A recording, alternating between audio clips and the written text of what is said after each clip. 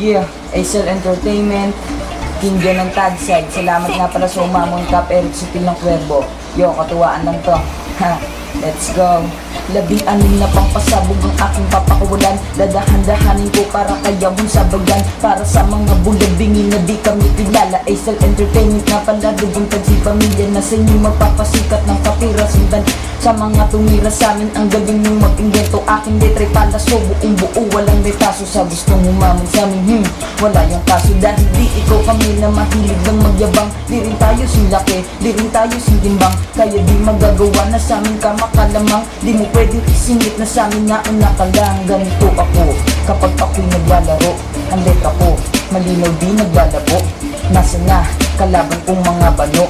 Natakot ba? Kaya sila ay nagtago. Patitin pa lang ito ng aking tapang. Sa mga swapang at gagapang aking barang. Meron balang nagbabagang di mo kayang sabayan o di mo kayang higitan. Kung sakaling babangga ka, sugat lang makakamtan. Ngayon ako magpapalasan ng mga letang daraga. Sa babala sa dalubasan na makakamakikit. Ako ata kahit bata, kaya ko rin sumabay at pumantay. Pero di sa kabubuha mong taglay. Dahil ako si Indio na may dilan na kumundo. Sa bawat tira ko ang tagalasong isipin mo. Sa tingin mo, magagawa mo sa akin lumamang sa luhin mo. Ang alpabeto at aking akdang isinulat. Inuulat bang mamulat sa sambulat. Aking banat at sa inyo ako ay magpakaambon. Lalagi kita sa upabang ako ay nasa on. Dire-diretso lang itong mananatili ng bukas. Para sa 16 verse challenge akong malat sa Pinas.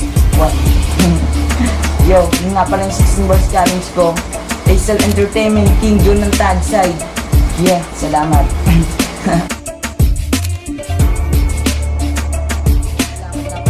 Kay Boss AJ Mahusay, sa Kamote Pro, kay Boss S